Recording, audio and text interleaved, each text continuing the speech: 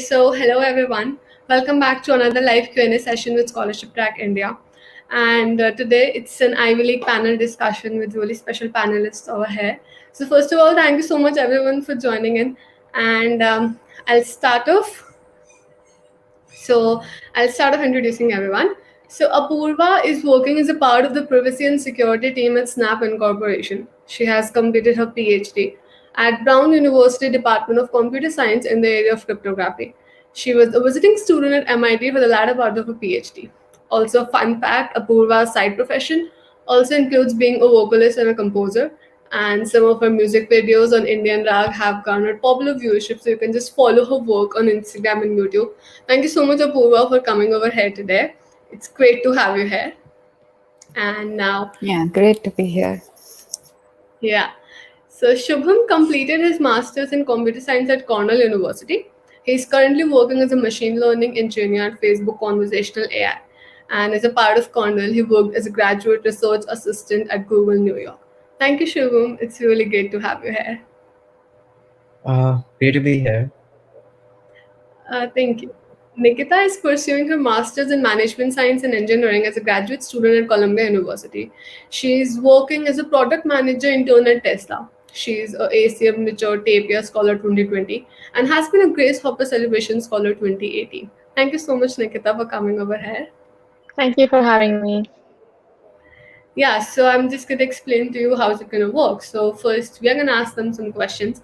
And for all the audience out there, you can just ask your question in the comment section, because after we are done, we're just going to give them your questions. So yeah, we're going to start with the very first question, which is, so what motivated you to apply for Ivy League schools and other US universities, and how was your experience? So anyone of you can just unmute and take the question.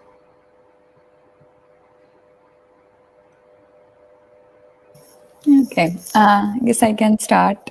So my plan was to apply for PhD programs, and so a little background about me.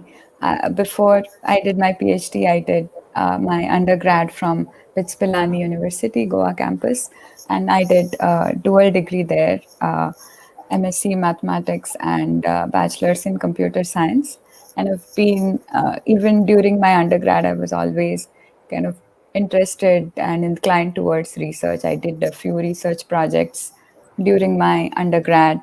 And at BITS, we have this nice system where we can do a practice school or a thesis school for 6 months. And I was able to do that in research labs at France. And that was kind of my first real experience with research. And after that, I decided that I want to pursue this further and kind of do a PhD, a graduate program. And then I started exploring what kind of options are there in India, in Europe, or in other parts as well. And then I was also an intern at Microsoft Research in India, which is Microsoft Research is one of the best research places. They have labs across the world, and they have some of the best researchers in all fields. And so there I got to interact and work with a few of them. And there used to be visiting researchers there. And that's how I got exposed to a lot of US universities and the work that that was being done there.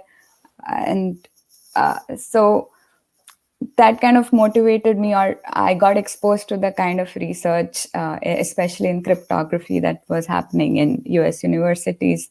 And I got familiar with the work of the professors through their papers and so on. So the papers that I was working on and reading on. So naturally, I wanted to kind of try to work with those professors and be part of those departments and work with those groups. So, and that's how I decided kind of to apply to some of these universities in the US, Ivy League, and otherwise.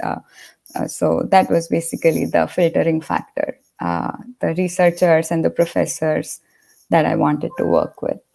So. Yeah, that's great. So Shubham and Nikita. Maybe I can go next. So, uh, my major motivation for going for my master's was definitely my interest in the field of natural language processing, which made me apply for my master's. Again, I also completed my undergrad at BITS Pilani, and there studying computer science made me interested in this field. And while I did work for about a year, I decided that it would be better to explore more options relating to academia. And that's why I started exploring options in both Europe and US. Now, Ivy League schools are definitely renowned for their academic excellence and repeated programs. Plus, they usually have better opportunities after the program is completed, mainly in terms of both research and industry. So, in my field of computer science, mainly like Cornell, Columbia, and UPenn have really good master's program, which made me choose Cornell, like particularly for my master's. And while my program was for about a year, and it was a bit hectic to be completing around 32 credits and a lot of different courses, but it was a great experience, mainly because I got to explore all the research options. I completed like 3 different semester-long projects and also completing one of RA ship at Google New York. Along with that, I did get to explore industry options and like different number of offers I got after graduating from Cornell. So it was a good experience after that. Great. Nikita, would you like to go next? Yes. In my case, I was in my fourth year of college and I did not know what I wanted to do with my life. And graduate studies was never in my plan. But I got this opportunity to attend the Grace Hopper conference in my fourth year of college, and I came here to the US and I met a lot of people. I attended a lot of, career booths at GHC, and that's when I understood that there is this new field called product management that is the intersection between tech and design and business. And everybody wants to become a PM these days, but back then it was something very new. And I figured that that is something that I want to do. But when I went back home, I realized that there are not a lot of opportunities for a new grad PM role. That's something you need a lot of experience for. And then I realized that in the US there are a lot of roles where even if you're a fresher, they take you in and you can learn as you go. That was one of the major motivations for me to apply for a program that will let me become a product manager when I graduate. And as fate would have it, I met one of my seniors who was studying at Columbia there. I spoke to her and she told me about the program, and I instantly fell in love with it. And that's why I applied to Columbia, and here I am. Yeah, that's great. So we're gonna move to the next question.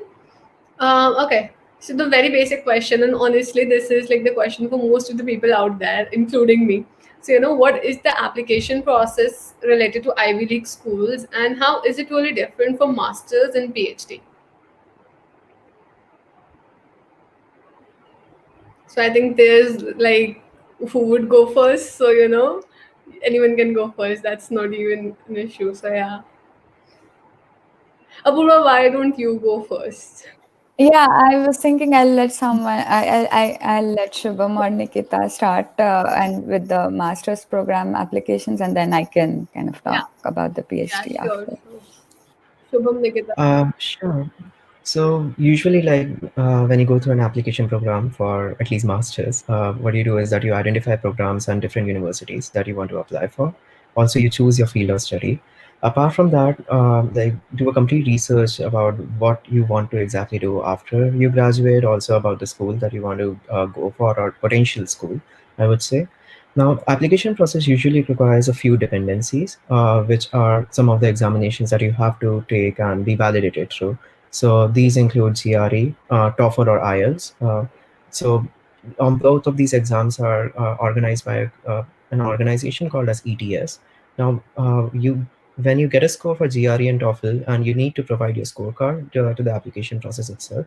Along with that, you also need to submit a statement of purpose, a letter of recommendation, and your resume. And some of the applications also do require extra videos and essays to be completed, and some scholarship programs do require extra essays and like I would say extra recommendation letters. Completely agree with what Shubham has to say. the steps are almost similar. It just varies on the kind of essays that you have to send in. Some schools just want you to have a very general statement of purpose. Other schools have particular prompts that they want you to answer. So it varies from university to university, but the general application remains the same. Okay.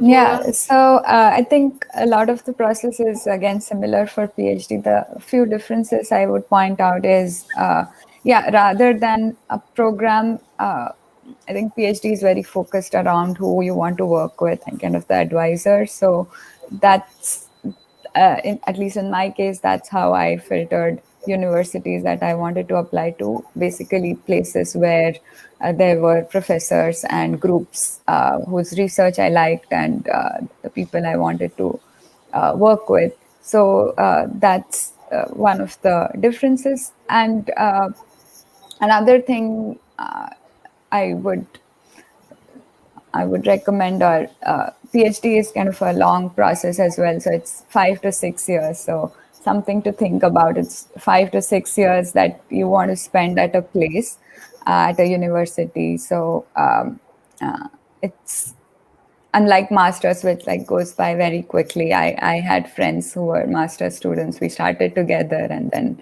I didn't even realize when they finished their program and went their way. But PhD, it's a long haul, so that kind of comes into your that is something to consider in your decision process as well. Yeah, but right now this pandemic has put on hold like everything. So be it masters or PhD, we are just at home studying. So Right. yeah. Okay, so the next question is, what do you think are the important aspects of a good application, and how to make your application stand out? Like a lot of people just apply for it every year. So, what are those particular tips which can just actually help to make your application stand out from others? Okay, so again, I guess Shubham, maybe you can start first. Sure. So, in my opinion, first and foremost, like a statement of purpose is really important to make your application stand out, and that is the first criteria that a selection committee really goes through.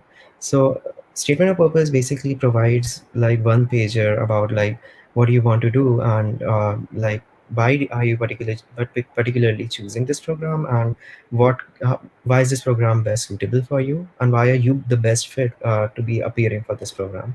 So it's kind of similar to like writing your experience and also why you want to apply for that particular school, but it's not essentially a resume. Along with like a statement of purpose, you do require letter of recommendations from different like POCs, whoever you worked with. I would say it would be better to get letter of recommendations from people involved in academia and also maybe renowned professors or people working in like research work like Microsoft Research, Google Research, and so on. And along with that, the scores of exams like GRE and TOEFL do matter, but not, I would say, not to like a very bit extent. A decent score around 320 for GRE and TOEFL around 110 is good enough, or even 100 is good enough. And yeah, mainly then just prepare your resume better. Just go for a one pager for a resume. Follow the formats of the schools like CMU or Berkeley. They really have a good template to be followed. And yeah. Yeah, great. Okay. Um, who would go next?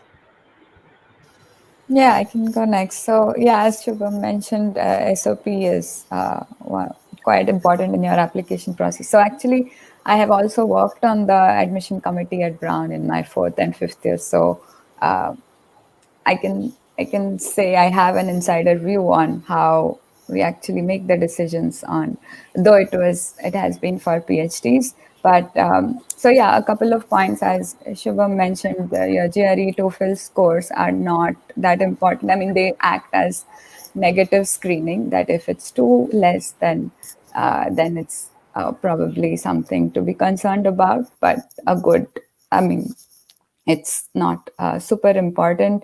Your statement of purpose is important. That's something we used to look through also to see if there's a good fit in terms of what you want to do, and whether there's someone at the university, and whether our department has a good fit for you, and whether uh, you would bring in the skills, or you have the background that would be desirable.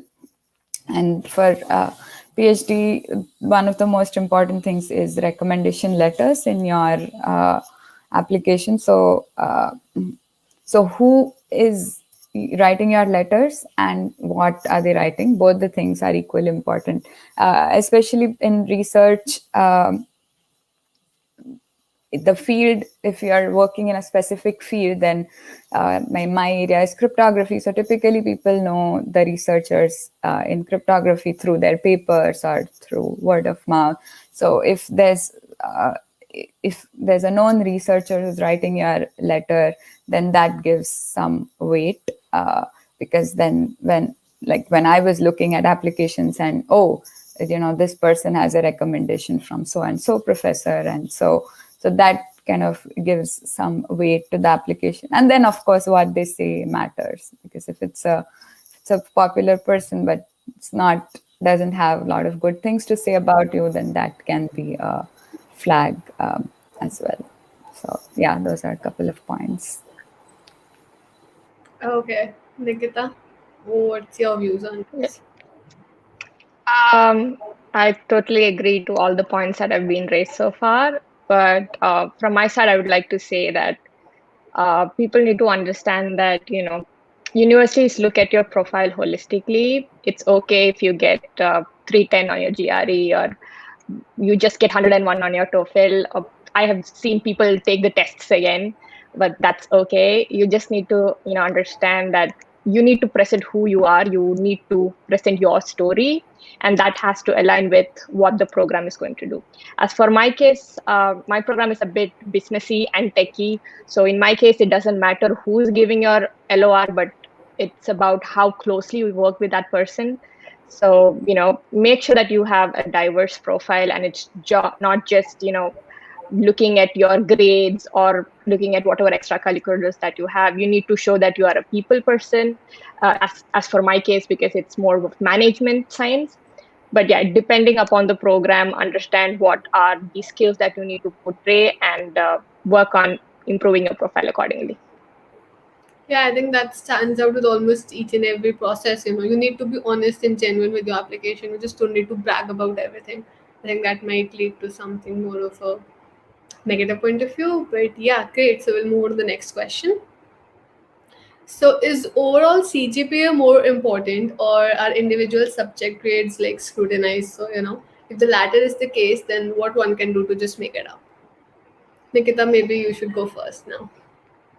Again, in my case, since my program does not have a specific major or minor, it's more broad. You get to choose what subjects you want, what field that you want to dig into, which is why overall CGPA is the only thing that's important. But yes, you need to maintain a decent grade across all your subjects to get into an Ivy League, because that's expected of you. But I would say overall CGPA is more important with regards to my course. Okay. Shubham, would you like to go next? Sure, I completely agree to what Nikita mentioned. Definitely, GPA does matter for getting into an Ivy League school. And I would say, like for masters, particularly in technical fields, it would be required that your major's GPA is also taken into consideration. So if you are maybe doing an undergrad in computer science and you're applying for a master's in computer science, then you get options for filling like an overall GPA along with your major's GPA. So both of them are taken into consideration here. But yes, like a holistic view of a GPA is always like taken into consideration, and it's always good to have one like maintained at a decent grade levels. Okay. Great. Yeah, I think I don't have anything to add to that. So yeah, Okay. grades are important. I think. Yeah. So the next question is, how should someone in their first or second year currently work towards strengthening their profile? Yeah, I completely relate to this question. So if anyone would you just like to volunteer up? Yeah. I can take this up. Sorry. Sorry. Go ahead. Yeah. Um, so again, I would like to reiterate the fact that I had no idea that I was going to do, pursue a graduate, studies in my fourth year. So, but now a lot of people reach out to me asking me, the same question. So, what do you do when you're in first year and you want to do it? First year and second year of college, according to me, is the time to explore. You don't have to plan per se. Third year or fourth year is when you actually have to, get into the nitty gritty of figuring out what you want to do with your life. First year and second year is more of where you dip your feet into the water, you see what it is that you want, you explore a lot of opportunities. But I would say that one of the things that you could do to not strengthen your profile per se, but understand what else is out there is attend conferences, attend sessions like these, talk to people, start building your network, figure out what else is out there. Like, I had no idea what product management is or what all these data research roles that are showing up these days are when I was in my fourth year or third year for that matter. But now because even though we are in the middle of a pandemic and everything is being virtual, there are a lot of virtual events happening. People all over the world can join a call and understand what the other world is, I mean, what people on the other side of the world are thinking and doing. So make best use of that. If you can't figure out what you want, at least try eliminating, this is not something that I like, this is something that I do.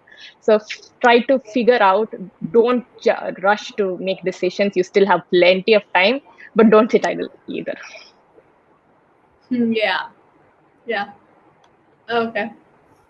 Yeah, I guess don't sit idle is a great kind of segue to what I was going to say as well. I mean, definitely it's time to explore, but once you get into first and second year is also you feel that this is time to enjoy and chill and to uh, you know take part in all the fests and everything. So yeah, that's definitely true, and I did all that too. Um, but kind of just making sure you're spending enough time on uh, what you want to do, or just even exploratory, learning new skills. So keeping a big focus on learning new skills, whatever they might be. And as you learn more, you would kind of understand what you are inclining towards. So having that dedicated time to just work hard and keep improving your skills. So that's important. And as you spend that time, I think you'll yourself recognize what you're leaning towards, and you'll find what you need to do to in order to get better at a path that you're seeing. And another thing that Nikita mentioned, just kind of widening your horizon, right? So there are so many things. Even when I was in my undergrad first or second year, there were so many things that I didn't even know that Nikita mentioned about product management. But even within research, or there are so many different courses now within masters on the brink of technology, business, or technology policy. So there are all these intermediate programs that are coming up, which you might not even know that such things exist, and you would only know them through your seniors, or talking to someone who does something different. So keep an eye out for them, and yeah, don't be shy to reach out to people. Just schedule time to talk to them and understand what they do. So I think most people would be happy to chat with you. Yeah. So Yeah. Shubham, it's your turn now. I think most of the part is covered, though a few points just to bring up. Like from first to second year, it says that your overall GPA that is maintained throughout your undergrad is going to be affected right from first and second year. So try maintaining GPA at an initial level only, because I've seen a lot of students initially just taking it, I would say, not very seriously, and then going and studying very hard for maintaining a GPA in their third and fourth year. So it would be better to just get a head start.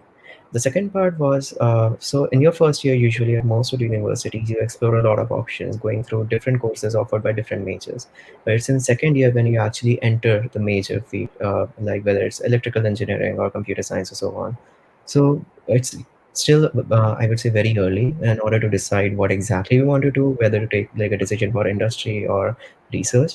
But it's always better to like just develop your skills, like get to know more about what kind of opportunities are there, whether it's like a fest, whether it's internships, etc. And even like contacting professors, contacting seniors, and how they plan their careers is a good way of organizing like your schedule. Yeah, I completely agree with all of you because being a sophomore, I have been a part of a lot of communities till now. But like each and every community gives me so much of exploration of different paths, and I just get to know and I just get to learn and develop together with the like-minded people.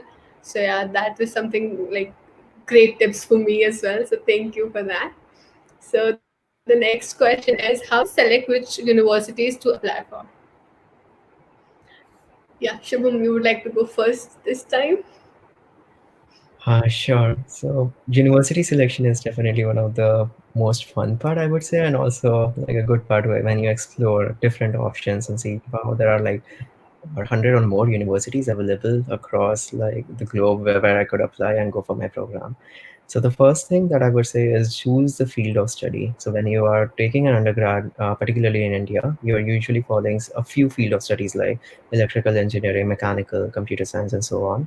But when you apply for a university's program, the field of studies could be more granular. It could be something more related to, like within computer science, it could be something related to computer networks, something more related to machine learning, or even something like systems engineering. So I would say choose the field of study that you want to go for, and then choose a program that offers the best field of study. So in my case, for example, if I would be applying for a computer network school, I would go for UW Madison because that's a really good school for that.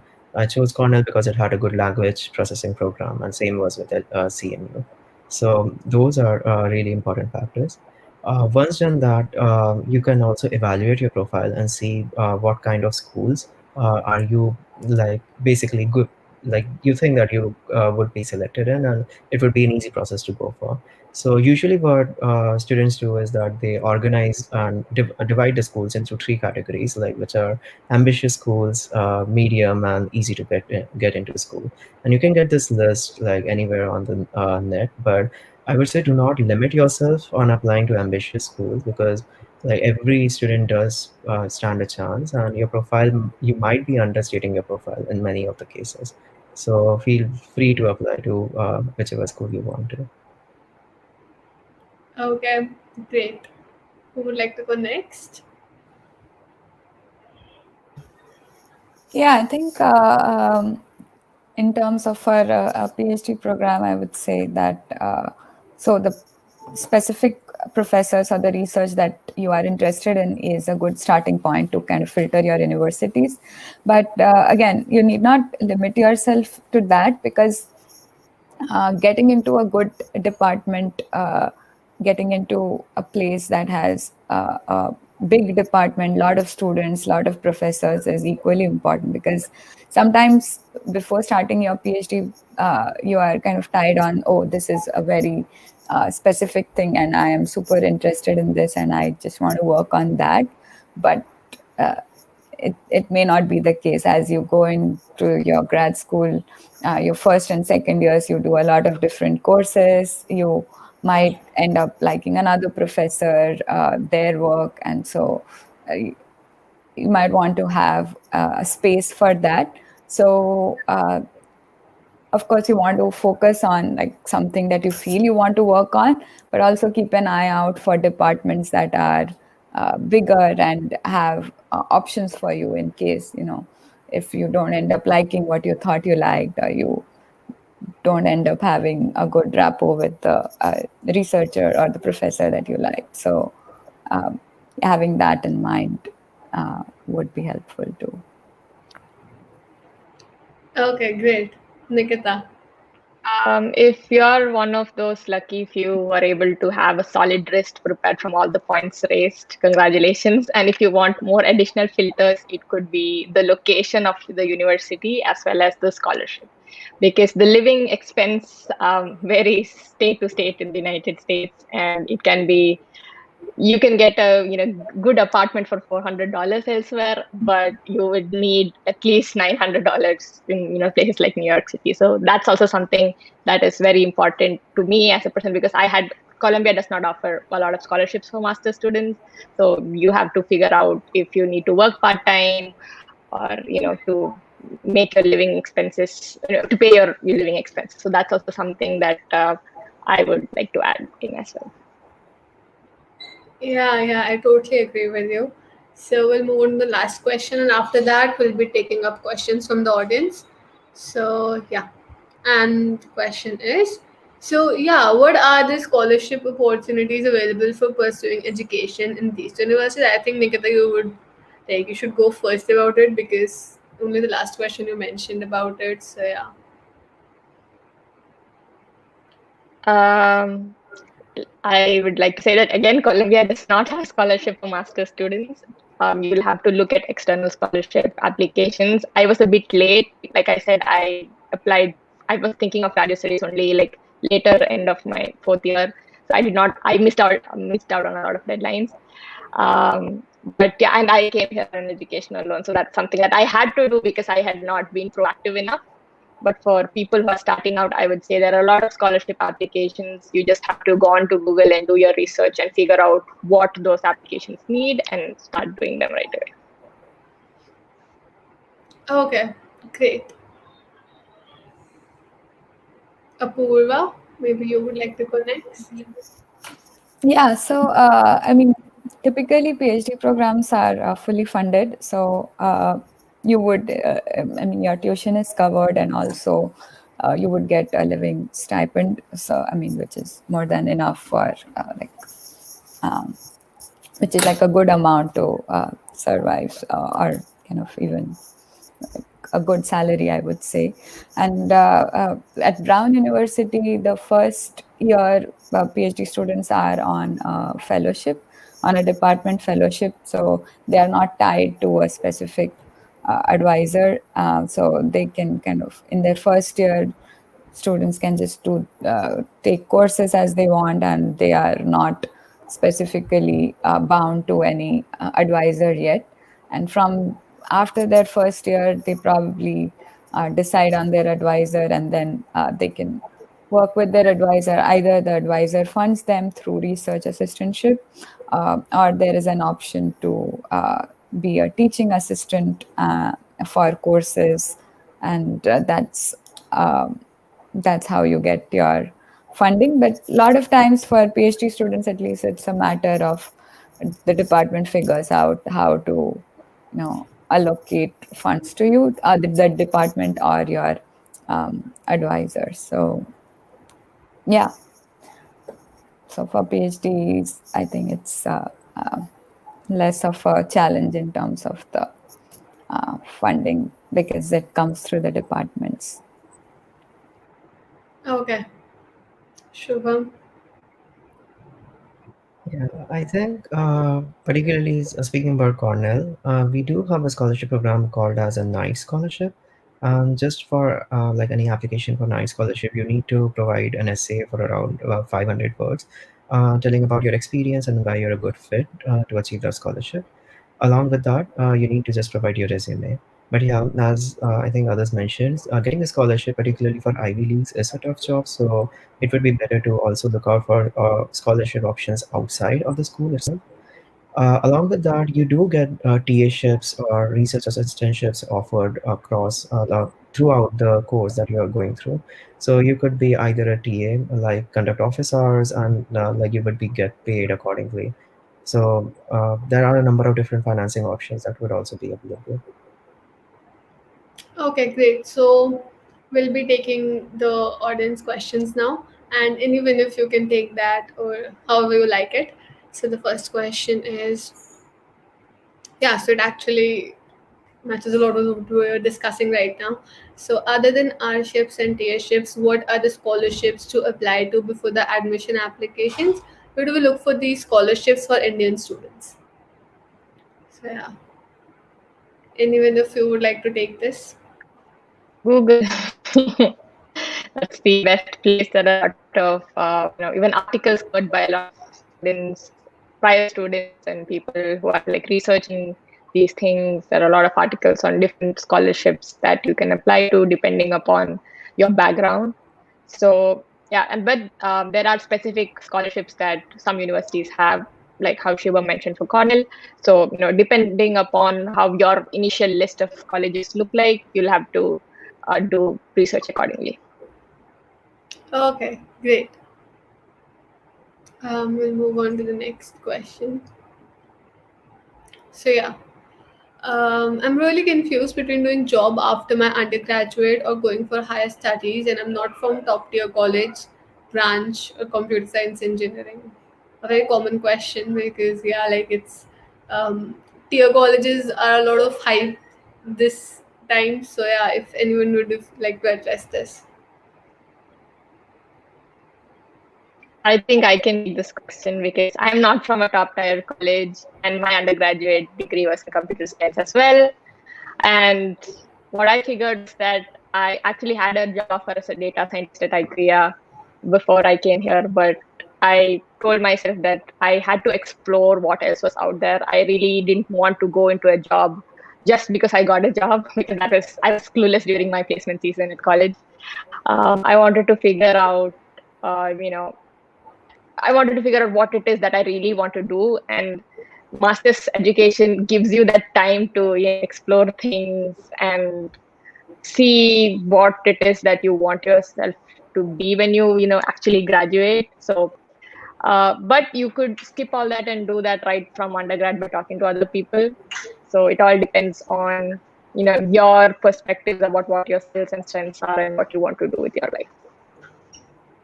Okay, Shubham, would you like to answer this question as well? Sure. So I think I was also under the same place, in the same place, I would say, to choose whether to go for a master's or to go for like a job opportunity just after the college. So I would say it depends on a number of factors that you what exactly you want to choose. So it's not just like definitely we would want to explore a lot of different options after graduating from undergrad. And usually, what people do is that they would either go for a job opportunity, mainly because, well, something you will be getting a reward in terms of salary right away after getting graduated.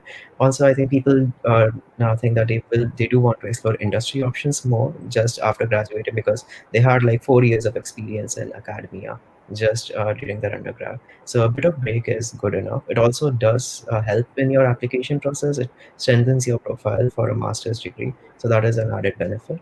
But apart from that, a large number of students do go directly for like masters also. It also depends on where exactly do you stand at your profile evaluation. If you think that you do need to work on your profile a bit more in terms of maybe because of a GPA like being a bit in the medium range, or maybe in terms of getting more research publications done. In those cases, like a job opportunity definitely helps you out. So Okay, great. It's actually something really useful for us as well. So because like freshmen and sophomores, they're right now in that situation when they don't know what to do. But yeah, I'm just relate with whatever Nikita has said about what she was feeling because yeah, we are at the same place right now. So the next question is, how do I look for research internships as a CS undergrad, and what exactly is the process? Anyone, if you can take this up. Yeah, I can give a couple of pointers here. So, in India, there are a couple of institutes and, of course, places, industry options as well. So, in terms of academic places, so there is IISc, TIFR, IMSc, CMI. So all these places, some of these places have kind of summer schools. So I did one such summer school at IMSc in Chennai. They had a really good summer school uh, about and which covered kind of different mini courses in computer science, which were taught by the researchers there. So these were not the courses that you would do as part of your typical undergrad, but kind of more uh, researchy or more different topics than your standard courses. So a summer school is a great option to kind of get exposed to more things in computer science, and then you can build a rapport with one of the professors or people there and kind of take a project up there. So that's an option worth exploring. All these places have, as far as I remember, they have nice summer schools. Then industry options, there's of course like places such as Microsoft Research, Google, and other industry places. I think all companies have an internship program which you can apply to. And another option to look into is startups, which there are a lot of startups. India has, now a growing startup culture, and tech-wise, it has been they're doing some amazing things. And startups are also places where they want more help, and they would kind of appreciate that help, and it's a place where you will be able to learn so much, because the division of work is not very at a nascent stage. There is a lot of work to be done, and you can just learn so much from the environment. So looking out for good startups that look interesting to you, and just spending time there is a great way to get industry exposure, I feel. Okay, great.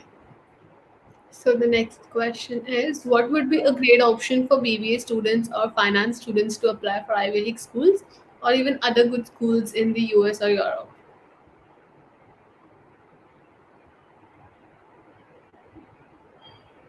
Okay, so anyone of you can just take this up. Um, I do have some options. Like basically, some of my friends who pursue degrees in finance and they went for a masters. So particularly talking about United States, schools like CME offers programs like computational finance and Masters of Engineering Finance. So there are schools including Carnegie Mellon University, University of California, Berkeley. Georgia Tech also has a good program for computational finance. Mainly looking at the East Coast schools, Columbia has a very good program in a Masters of Engineering in Finance and also a Masters in Computation Finance. And better part about being in Columbia mainly is that you are situated in New York City itself, and there are like a large number of finance firms present. So you know, but throughout your process, like through your master's program, you will be attending conferences and getting internships and like other opportunities to work in different firms, like in NYC itself. So it really is a good option.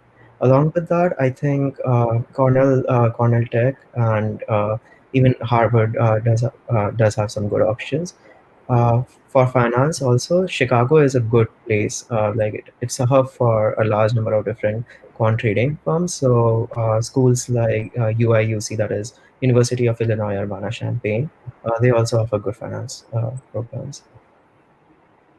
Okay.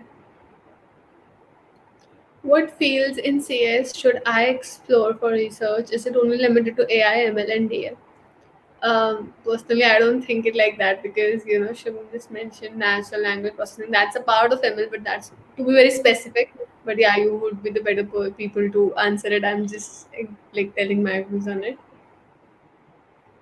Yeah, so for research, it's definitely not just limited to AI, ML, and DL. They form a good classification of I would say, fields, but there are a large number of options available.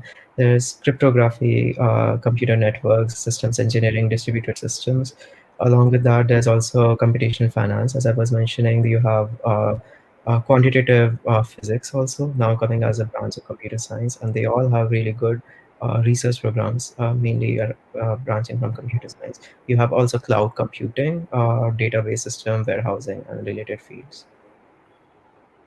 Yeah, I think Apoorvaa would also like to take up this question since she has something not really mentioned in these three fields. So yeah. Yeah. As Shubham mentioned, there's privacy, cryptography, broadly, security, databases, and as I mentioned earlier, there are so many fields that are coming up in intersection. So, for example, genomics. Brown had a genomics computational biology lab. So that then at the intersection of physics and computer science is quantum computing, then data science. So all these. I mean, at the intersection of policy and tech, there are so many research questions around. So even if within the broader field of privacy cryptography, there's like surveillance and public rights, privacy. So all those aspects. So I would recommend people to stay as broad as possible and do not kind of early in your career. It doesn't make sense to be too focused. Probably like be and have an open eye for different fields and things that you may not even know exist out there.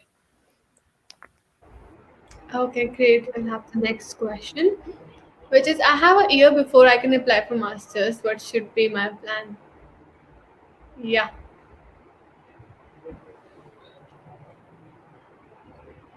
Nikita, would you like to take this up? Um, a year is a long, it's sufficient enough to get started. So don't worry, don't think you're far behind. The first thing that I would say, set up time for your GRE and TOEFL exams or IELTS. Book those book those appointments, and then like start preparing for that. On the side, start researching what courses you want to take, what colleges you want to go to, and everything that's been mentioned so far. So the first thing is prepare for those exams and start looking at your profile. Start listing down all your achievements that you want to portray, your skill sets, your weaknesses, and if you have certain weaknesses, you can take up courses to make up for that, and you can write about those in your SOP, so that you know that you're going all in with all guns blaring. You have everything on your side to make sure that they admit you. So yeah, make a plan, stick to it, and start with your exams, Yeah. because you don't want to miss those deadlines. Yeah, I understand that. So I have a good CG and corporate interns, but do not have any research experience. So how do I increase my chances to get into masters at Ivy League, obviously? I would like to take this question. So it depends on the program that you're entering. I have the similar experience when I came into my program. I did not have any research experience. I did not have any papers written, but that was not necessary for my program.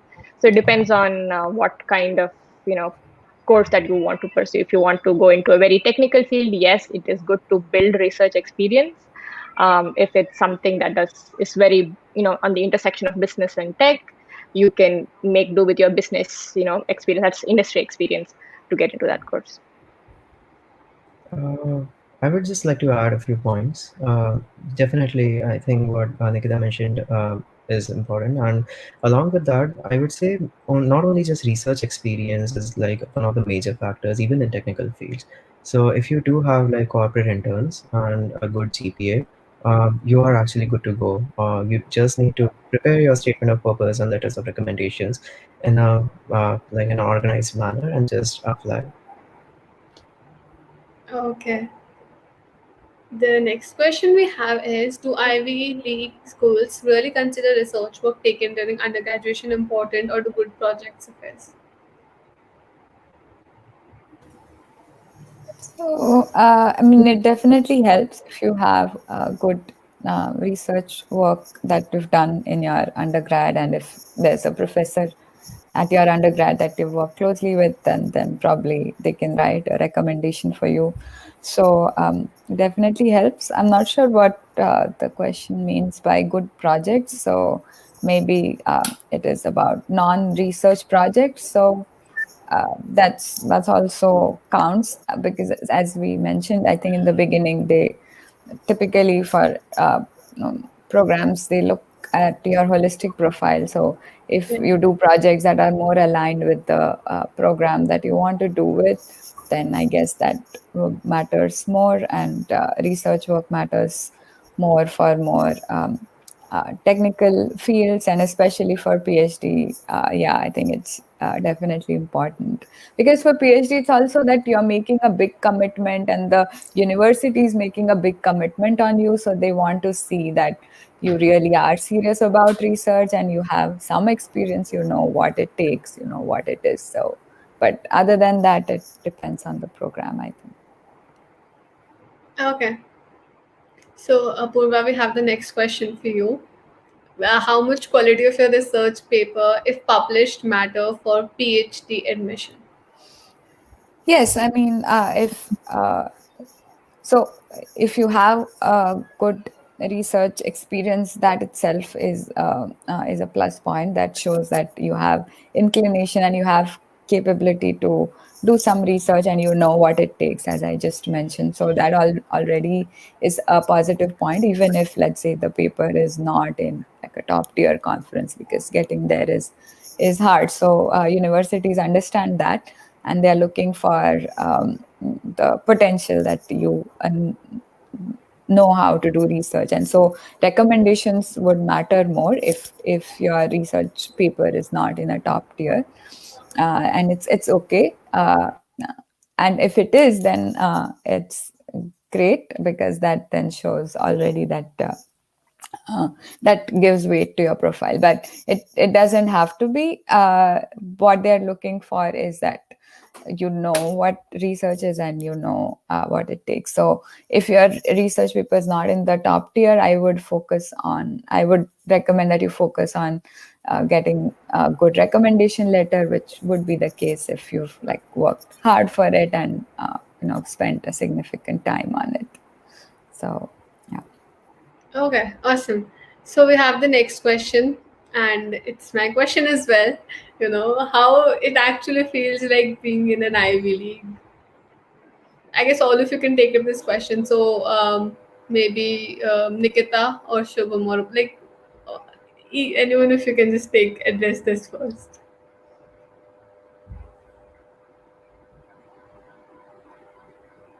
Okay, Shubham, Okay, you can, I can take it. yeah. Oh, sorry. Yeah, Shiva, No, continue. Nikita, you can just go first because no one was. Okay. Uh, well, it's very, competitive. You are surrounded by all these amazing people. At first, it can feel very overwhelming. But then you get the gist of it. You understand that everybody's here because they want to share their ideas with you. They want to learn with you. So it's better to, it's best to make the most of the opportunity that's handed over to you. Yeah, of course. Yeah, I would say around the same. It's like, so when you go for a master's and you come to the United States, it's like any university that you are joining, it's all a new experience, irrespective of whether being it's an Ivy League institute or like any other university. But definitely some parts which are different from like usual college experience in India, or the way you interact with a large number of people. There are conferences organized at your institute, career fairs, which we don't really have, particularly in India. So the companies just come in, they give talks, and even like renowned personalities. For example, Google AI chief came in Cornell. Like it was like one of our first experiences, and he just gave like a good introduction about what are the new technologies developing, and it really excites you a lot being in that space with a lot of different students. Okay. Yeah, and one thing I would like to add is, I mean, one thing special about specifically for Ivy League universities is that their focus is, I mean, traditionally they have had all departments focus on, I mean, right from humanities to pure sciences to now all the recent fields of computer science and so on. So, what I found most interesting, since I also was able to spend a longer time, was there are all these events which are uh, about not just your field, right? So I used to attend so many lectures about South Asian studies or religious studies or something in economics, and these used to be freely accessible, and so kind of developing yourself not just in the specific research and specific computer science field that you're working on, but having this general life exposure was like a great treat for me at Brown. And in fact, I was able to like co-teach a course in the music department as well, since with my background in music. So that was kind of a great experience, and which I think with Ivy League, I felt that difference because I spent some time in MIT as well, but the kind of importance to all different disciplines and as a holistic learning experience at Ivy Leagues is something I would say is slightly different.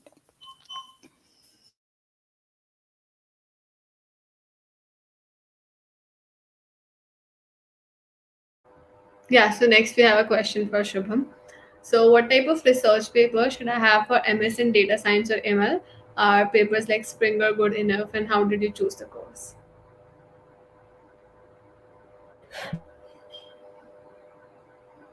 I'm sorry. Yeah, definitely having good research papers are a way to boost your profile. So good work on that. And Springer is a very good publication and like a journal to get your paper published in. So particularly if you want to go for like master's degree in data science or machine learning, you do require some research experience to be showcased either through your SOP or your resume. So publications is a way to boost that, but along with that, research internships. And since you're also going through like different publication, it would be also useful. And a topic that we haven't covered in this session is our foreign research internships. So there are a number of options available to students in India for applying for foreign research internships, usually when you are around third year. And some of these options are like INRIA or MyTax Global Link. So they offer internships in like Canada, US, or even like all over France and Germany, in which you can apply and boost your research experience. A lot of different folks who are doing their masters in data science usually do have a bit of research experience, and publications is a good way to just boost those. And as far as publications are also concerned, you don't have to limit yourself only to journals. A conference paper or even like a paper presentation is good to have. Okay, awesome. So we have a question for a technical masters. How to distribute the three LRs? Should they all be from academia and industry, or did you also have some from your volunteering interactions, or how about business masters?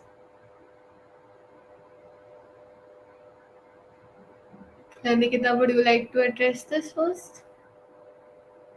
Sure. In my case, since I came in right after my undergrad, I made it a fact to have two from academia because I've been a student all that while, and one industry because and since I don't have corporate experience by that time, I reached out to my internship manager to write the LOR for me. It depends on what your background is at that point in time. I mean, even if you want to go for a technical master's and you want to have a good industry, I mean, industrial experience is what you're doing your master's for. You can't go out and get industry experts writing or LRs for you if you don't have that experience. So it's okay, depending upon your background, just go with what you have.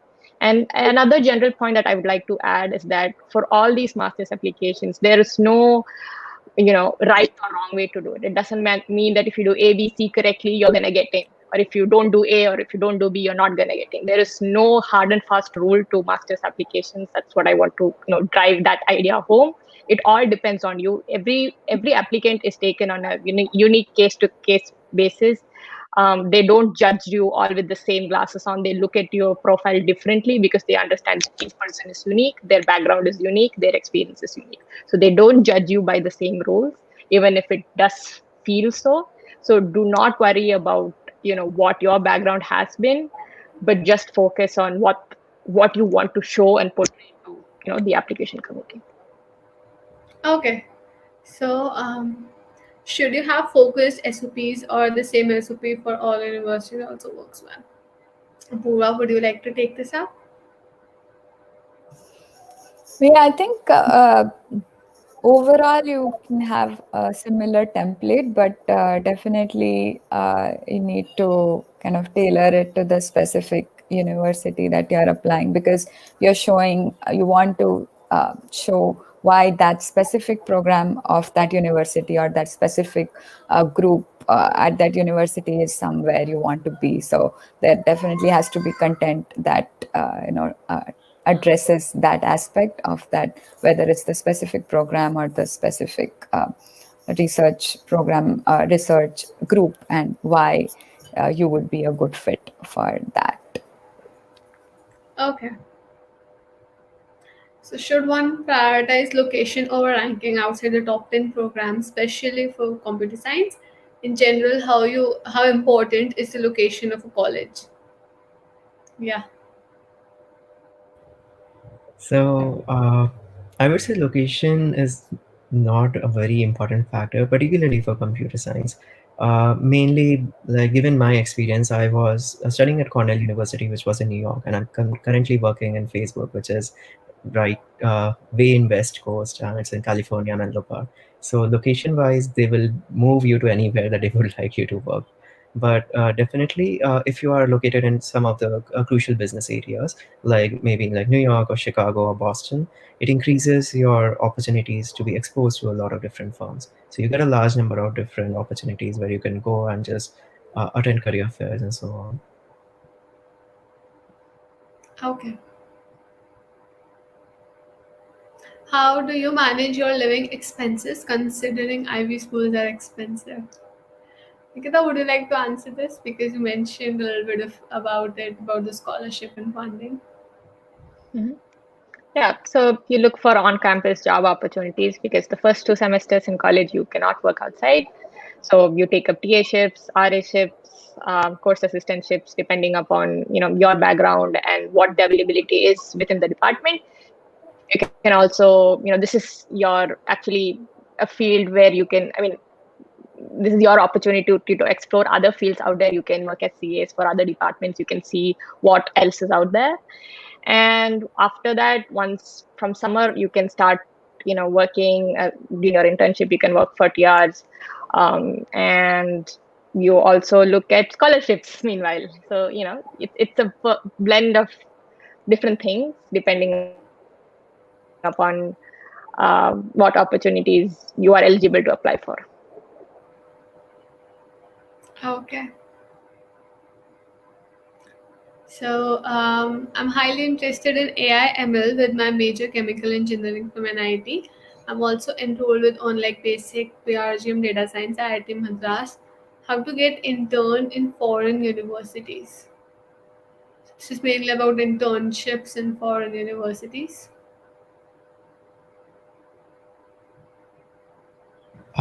Yeah, so mainly to apply for internships in foreign universities, you can go and there are like different summer school programs, usually which are readily available for like any student to apply. So that's a good way for first of all going through the options of internships. The second part I would say is you can always contact professors also if they would have like opportunities for research assistantship and internships in any of the universities. So you can also do that. One major problem, though, with Indian students is the funding for internships. And while you get a large number of opportunities for internships, funding is something that you can get through programs like MyTax Global Link or Charpak for France or maybe INRIA, which applies for United States. So these are like the three very renowned programs, and you can take a look into those. Okay. So what is the ideal GRE score for MS in management programs?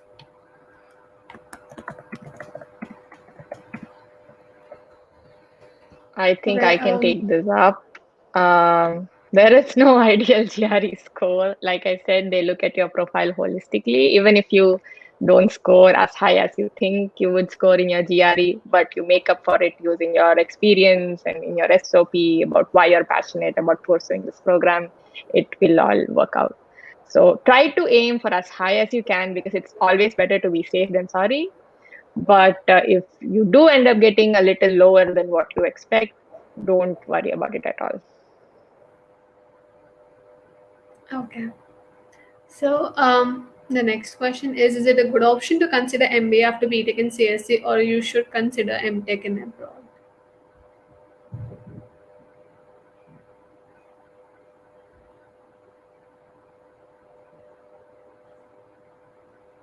So Yeah. Uh, just to address that, really depends upon your interest. If you think that business studies is something that interests you a lot, go for an MBA. And if you think that research work or even like opportunities mainly in technical field is something that you want to go for, then you should consider an MTech or a related degree. And one point to add, if you want to do an MBA abroad, you need to have work experience. You can't go in right after your undergrad. So very important. The best preparation material for GRE.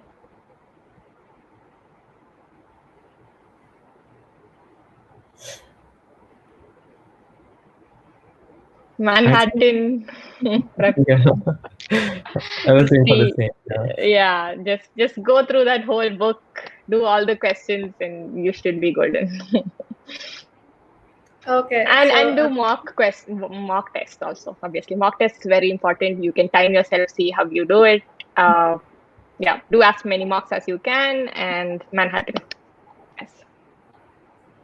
okay. So we have this question about if you can just point out some factors of differences in application process. I guess we already have had this question, so we can move on to another question, which is if I'm interested in research, what are the factors of decision between working as an RA and then going for PhD or going for masters and then a PhD? Apoorva, I think you should address this one. Yeah, so I would, i- at the end of your undergrad, if you are not sure whether you want to do a PhD or, I mean, you're not sure how much you like research, so then in that case, I would definitely recommend kind of spending a year, spending 6 months doing that research internship, working with a professor, working in a institute, either in India or abroad, and kind of getting that experience. Because, as I said, it's a big commitment, and you even for yourself, you need to be sure that you want to do that commitment and are that interested in research. So, I would definitely recommend doing that 6 months, 1 year before you actually apply. And then when you actually apply, if you are kind of sure that you like research, then I would recommend that you apply for PhD. And because the main thing is that if you're admitted to a PhD program, you are fully funded. And if at the end of 2 years you realize that maybe I don't want to, complete my whole PhD, then at the end of 2 years, there is an option to kind of get your master's and you can leave at that point. So that is an option. If you're kind of, you have some experience, then you can apply for a PhD directly. And one more thing on your previous question, I would like to add that is there are a lot of good places in Canada as well that you can apply to, a lot of universities. EU as well, there are great places, but in EU, I don't know about the future job opportunities. Those are kind of complicated in Europe, but Canada is like US in terms of being able to work after, and then the tuition and other living expenses can be slightly lower. So that those are also options to consider. Okay, great. Yeah, just to address the question about application process for Canada and EU versus US, you require IELTS to be given for Canadian or European universities. TOEFL score doesn't is not taken into consideration there. So that's the difference mainly, I would say. Okay. So, Nikita, this question is for you. So, if you can just share some insights on your profile and GRE GMAT scores. Um, my profile is I got a very average score of 317 on my GRE. I had 110 on my TOEFL. I was a Grace Hopper Scholar from India. Only three students from India got that scholarship. It's a worldwide scholarship. So I think that is one of the major factors that helped me get in. I've had a ton of leadership experience. I've organized a lot of clubs in college. I've had a lot of, I've been the curator and licensee for TEDx MEC, which is a TEDx event hosted by my college. I've been an active member of FOSS MEC, open source project in my college as well. So but I was interested in business, the business side of things. So I made sure that I had a diverse profile, not just focusing on my. My BTech is in computer science, so it's not just focusing on CS stuff as it is. I wanted to build overall profile, and I did that by having an internship at a startup where I focused on management product development. So it was kind of all over the place, but that's what I wanted to go. I did not want to have a very specific domain in my profile because I still did not know what I wanted to do back then.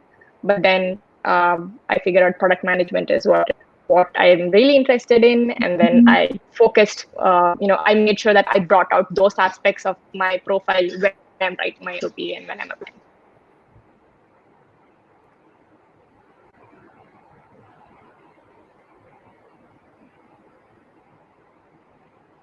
Okay, awesome. So, this is the last question we're gonna take up. Will experience as a research ML engineer help you bypass the need of PhD for a research scientist role? I think Shubham and Apoorvaa can maybe answer this. Uh, I wouldn't say bypassing is a very like strict term in my opinion, but definitely research scientists. Mainly speaking from like where I work in Facebook, a large number of research scientists do come directly from their master's degree. You don't really require a PhD always to just back up like a research scientist role.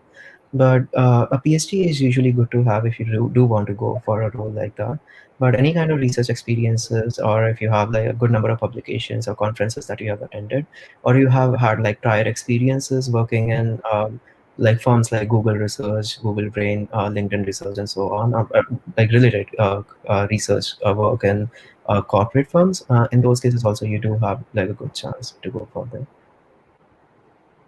Okay, Apoorvaa, maybe you would like to add something for this? Yeah, I think so. In all these Google research, Facebook research, or especially in Microsoft research, the reason they want to hire research scientists, or sometimes they want expertise in a specific area or a specific domain, which is which is only possible after your PhD, or in some cases even after that. So there are two ways. I mean, one is kind of you join in as a research ML engineer and kind of build your profile in industry, and do projects and build your expertise there, and transition your way to something similar to a research scientist. Or if you are kind of outside in academia, then you develop your expertise, and you are kind of the expert, or the person you go to for a specific, something in AI or cryptography, and then that becomes very valuable to companies because they want that specific expertise. So that was something that was my experience when I was on the job market, that industries were really looking at this cryptography expertise, and so they wanted a research scientist with that experience. So both are, I guess, equally valid paths. So it depends on your preference. Okay, great. So we are done with the questions. Thank you so much. It was indeed a great session with you all. We had some great tips and insights related to the application process for Ivy League schools. And for all the audience, thank you so much for joining in. If you like this session, make sure that you like this video and share this as well. And if you want to stay updated, just subscribe to our YouTube channel and hit the bell icon so that you'll get notified every time we'll put up a live video or we'll go on live. And yeah, you can even connect with us on our Discord and LinkedIn channels. And thank you so much for joining in. And thank you, Shubham, Apoorvaa, and Nikita. It was a really great session with you. I learned a lot, and this, I think all the people out there learned a lot about Ivy League. And yeah, thank you so much. So stay safe, stay happy, and we'll meet you soon. So bye. Thank you for having us.